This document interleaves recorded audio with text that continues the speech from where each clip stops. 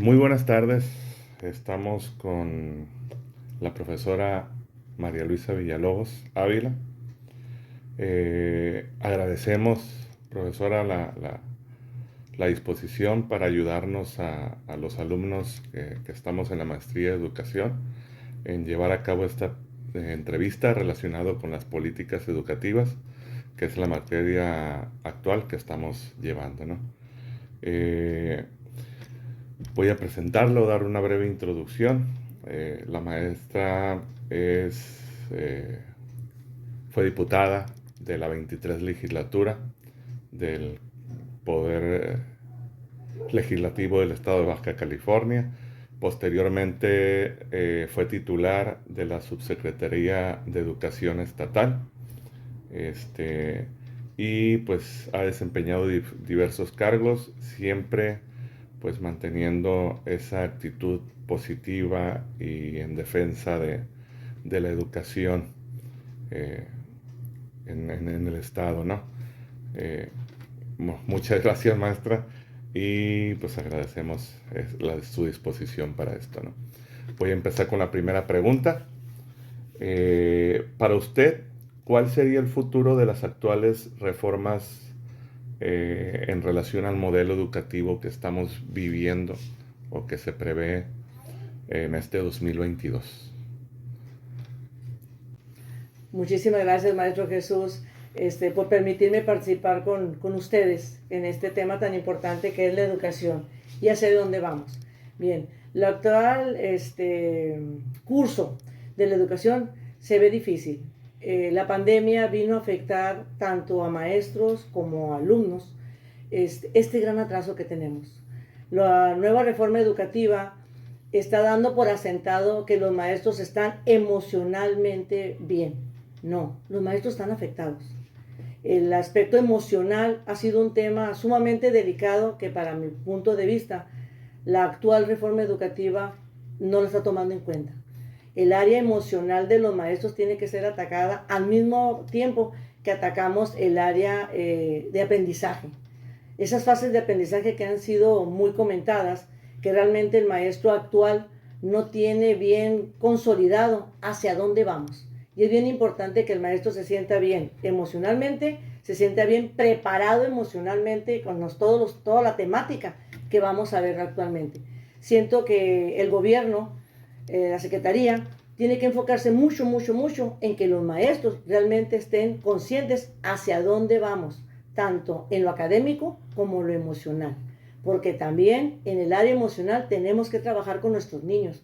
Nuestros niños también perdieron 2 años sumamente importantes de su vida educativa, de su niñez, de sus juegos, de todo ese tipo de actividades tan comunes que teníamos antes, ahora ellos lo perdieron. Y presiento que tenemos que darle muy buenos cimientos en ese aspecto emocional y pedagógico, que siento que no están siendo tomados en cuenta con la seriedad que debería de ser. Así es, maestra. Y en relación a eso, eh, pienso yo que para usted esos serían los principales problemas que está pasando el país a nivel educativo, ¿no? Y es muy cierto. Todos hablan sobre la problemática que vienen arrastrando los alumnos, no solo en el rezago educativo, sino en la calidad emocional por la que actualmente cursan los alumnos post pandemia. Y se ha hablado acerca de atacar esa problemática. Pero lo que nunca hemos escuchado, no sé si a usted le ha tocado escuchar, que también hay una problemática emocional en esos maestros que tuvieron que arrastrar con esos aprendizajes que no se obtuvieron y que se desean lograr en cada ciclo, y aparte de la frustración, el estrés, de la problemática de en línea, de manejar todo digital. Entonces, ¿no se ha pensado, o cree usted que se ha pensado en los maestros para tratar de solucionar ese problema? Fíjate, sí se ha pensado, pero como te decía hace un momento, no con la seriedad. Tuve la oportunidad de ser subsecretaria de Educación Básica. Para mí se me abrió un gran panorama para apoyar a mis maestros. En ese tiempo estuvimos trabajando muy de la mano de participación social de la Secretaría, donde me enfoqué yo mucho en que esta parte de la Secretaría trabajara el área emocional de los maestros. Pero siento que no se ha profundizado o no se ha continuado con ese trabajo que participación social estaba realizando con los maestros, donde iniciaron con pequeñas cápsulas dándole información a los maestros sobre respecto a cómo van a atender a los niños, cómo iban a recibir a los niños después de la pandemia. Entonces siento que se ha cortado ahí un poco y no le han dado el seguimiento o la seriedad que debería tener, porque hay un departamento muy bueno en participación social donde podemos abordar todos esos temas. También tenemos una educación especial donde los niños de educación especial también tienen que ser tratados de otra manera, fortalecerles de otra manera este tipo de ausencias. Entonces, sí se está trabajando, pero siento que nos falta profundizar más. La nueva reforma está dando por asentado que emocionalmente, te repito, estamos listos. No. A la par del inicio de esta nueva reforma, donde los maestros van a conocer las nuevas temáticas, debemos de fortalecer muchísimo más el área emocional, tanto de niños como de maestros. Igual, nuestros padres de familia, que son nuestro brazo fuerte, nuestro gran apoyo en las casas. Ocupamos también orientación a padres de familia. Decirle a los padres de familia cómo vamos a trabajar con nuestros niños ahora con la pandemia. No es nada más de apapachos o nada más de aventarles el teléfono, no.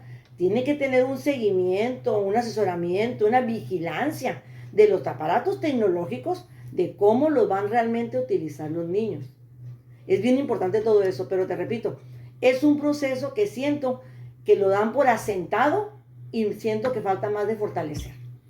Así es, maestra. De hecho, la reforma habla de trabajar en conjunto con padres de familia, con el sector, con la sociedad en sí, ¿no?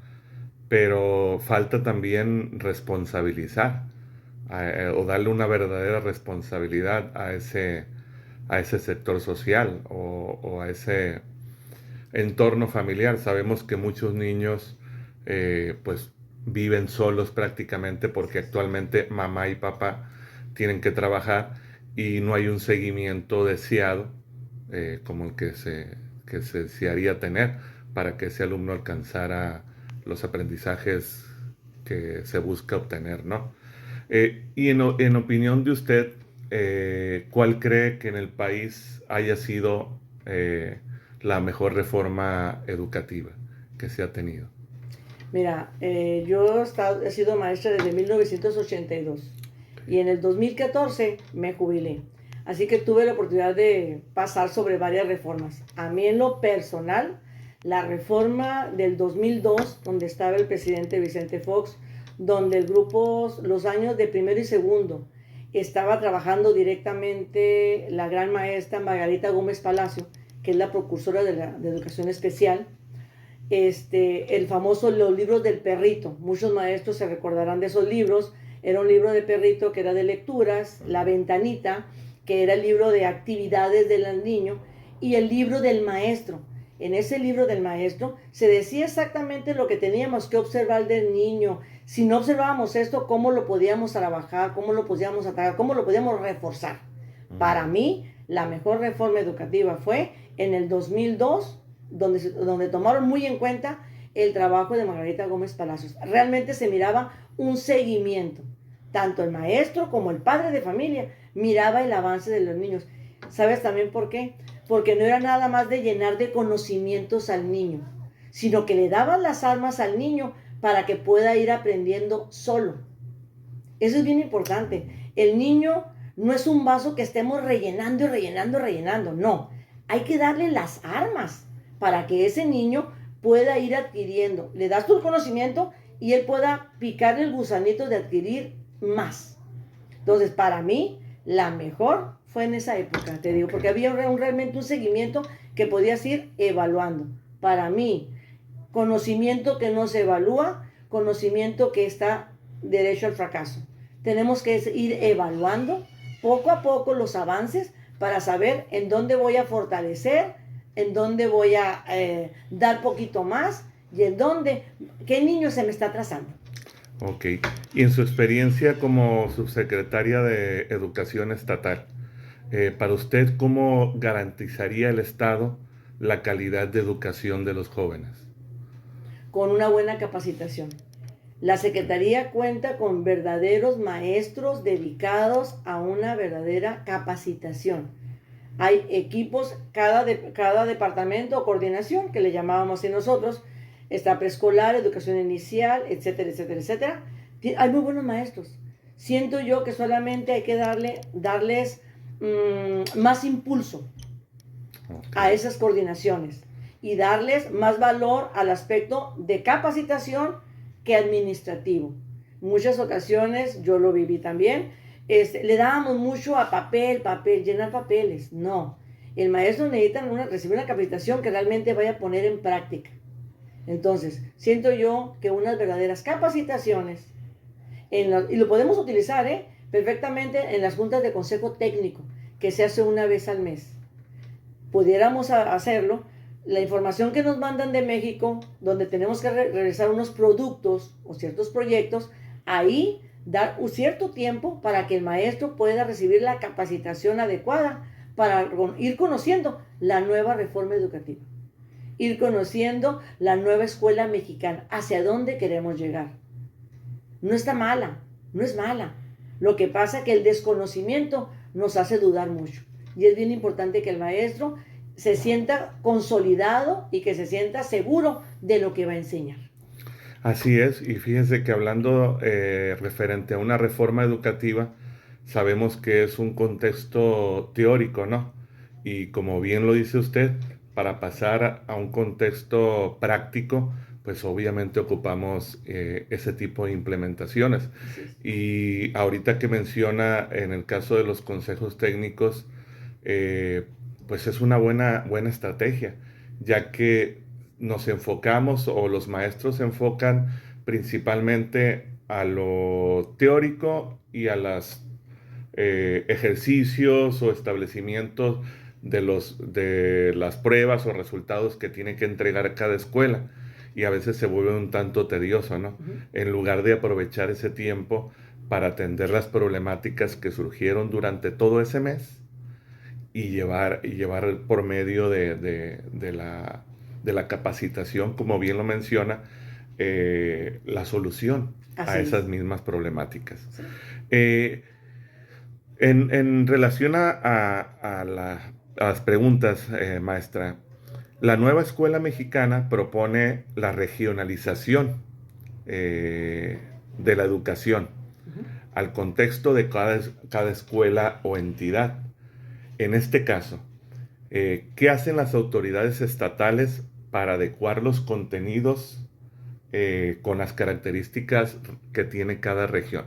Por ejemplo, tenemos obviamente nuestra reforma y en la actual que ya está en vigor, pues los programas de estudio. ¿Cómo el Estado regionalizaría ese tipo de normas o de reformas para usted? Mira, cuando estuve en el Congreso tuve la oportunidad de armonizar la ley de educación nacional con la ley de educación estatal. Ahí pudimos nosotros adecuar la información que nos mandaban de México, adecuarla a nuestra región, a lo que nosotros necesitábamos. Cada estado lo utilizó así como base, pero lo utilizamos como base para ponerle nuestro toque, lo que nosotros en Baja California necesitábamos. Así que pudimos realizar nuestra nueva ley de educación, donde abrogamos la anterior y pusimos una nueva.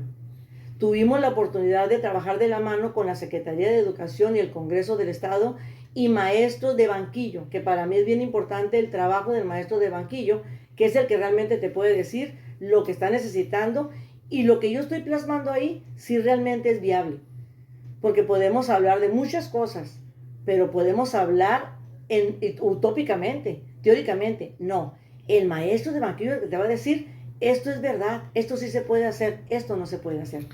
¿Y cuáles problemas se enfrentó en esa ocasión al armonizar esas normas educativas, maestra? ¿Cuál fue su principal problemática en ese entonces? En ese tiempo tuvimos la mala suerte de atravesar el COVID.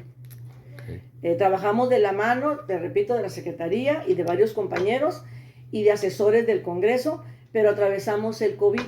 Entonces, por ese famoso COVID, no podíamos hacer reuniones masivas con grupos de maestros. Lo que nosotros nos dimos a la tarea es reunirnos con 1 o 2 maestros para poder platicar y armonizar las áreas que le correspondían. Por ejemplo, nos reunimos, ahí sí tuve la oportunidad de reunirme con compañeros de los colegios, donde armonizamos la ley de educación con respecto a los artículos que les afectaba a los compañeros del colegio. Y les explicamos que esta ley era para que todos conociéramos y que el padre de familia se sintiera apoyado por el Estado. Porque, perdóname, déjame decirte, que atravesamos que los colegios, hagas de cuenta que eran los que querían manotear, no tanto en la educación, sino en lo económico al padre de familia. Les exigían al padre de familia tal proveedor. Les detenían a los alumnos las boletas. Entonces, la ley de educación la armonizamos a lo que es lo legal. Cualquier documento oficial no lo puede detener ninguna escuela, ningún colegio. Aunque el padre de familia haya firmado eso, no. Puede detenerle los diplomas, el reconocimiento, pero un documento oficial, lo que es una boleta y un certificado, no. No le puedes obligar al padre de familia que compre con tal señora un uniforme a 1,000 pesos, pudiéndolo comprar en un almacén a 500 pesos. Entonces, ahí tuvimos cierto jaloneo, pero lo pudimos realizar. Donde no pudimos realizar foros grandes fue en las áreas de educación especial, que para mí es sumamente importante porque soy maestra también de educación especial. Entonces, nos reunimos con 1 o 2 maestros para mostrarles el trabajo que estábamos realizando, y ninguno de los artículos de la Ley de Educación del Estado actual afecta a ningún maestro de educación especial. Ningún artículo afecta a los maestros o a las zonas indígenas. Te hago ese comentario porque fue publicada esa ley, la nueva ley del Estado, pero por razones que desconozco, me impugnaron 2 artículos o 2 capítulos de la nueva ley, que fue la educación especial y la de grupos indígenas. Pero la razón no es porque les afecte algún artículo. La razón fue de que no hice foros masivos. Y sí, lo reconozco, no lo hice, porque estábamos en pandemia y había una orden de que no me podía reunir con muchas personas. Pero repito, ahorita la compañera que está en el Congreso, la presidenta actual, está realizando los foros. Y me está dando mucho gusto ratificar que solamente está dando a conocer los artículos o los capítulos que habíamos manejado nosotros, solamente darlos a conocer, porque ningún artículo afecta ni la integridad, ni el trabajo, ni el desempeño, ni de mis maestros de especial, ni de mis maestros de grupos indígenas, ni mis grupos indígenas, que son los más vulnerables. Porque me pude reunir con algunos compañeros de esos grupos para poder platicar y que la conocieran. Entonces te digo, fue uno de los aspectos en los que yo pude tener cierto tropiezo. Otra de las cosas con las que yo me tropecé, ahora que regresamos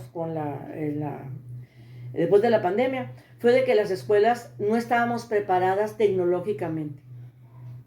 Muchas escuelas no iniciaron clases porque estaban vandalizadas. El secretario de Educación, el maestro Gerardo, ha hecho un gran esfuerzo para poder subsanar eso, pero fueron muchos años de rezago, muchos años en que los maestros estuvieron abandonados, literalmente abandonados. Entonces, ha sido un gran trecho en que hemos avanzado de la mano del secretario actual, pero sí, hemos visto muchos tropiezos en el aspecto de infraestructura, en el aspecto, ya te comentaba yo, de capacitación de mis maestros, y es vital. Todo aprendizaje tiene que ser evaluado, tanto el aprendizaje del maestro en sus capacitaciones, como el aprendizaje de los alumnos. Pero ojo, que no se vea la evaluación como una inquisición. No es para señalar que eres más burro o que no pusiste lo que yo creía. No, es para decirte, maestro, ¿en qué te ayudo? Ok, y hablando de evaluación, maestra, las reformas anteriores se pueden resumir con 2 palabras, competencias y evaluación. En este caso, ¿cuáles serían las palabras para este cambio de esta nueva reforma? para mí sería capacitación y evaluación. Muy bien. Y ya para cerrar, usted, ¿cuáles son las estrategias y acciones que considera que debe llevar a cabo el nuevo gobierno actual que tenemos, el de nuestro presidente Andrés Manuel López Obrador? Bien, uno de los principales de que te voy a hablar del Estado, que la gobernadora atinadamente nos apoyó en que las escuelas de tiempo completo pudieran continuar.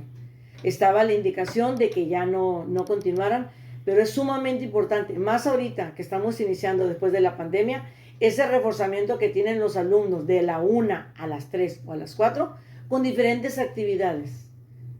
Para mí fue un acierto en que la gobernadora, de la mano del secretario de Educación, fueran a solicitar a México que pudiéramos continuar con las escuelas de tiempo completo. Eso fue una de las cosas más atinadas.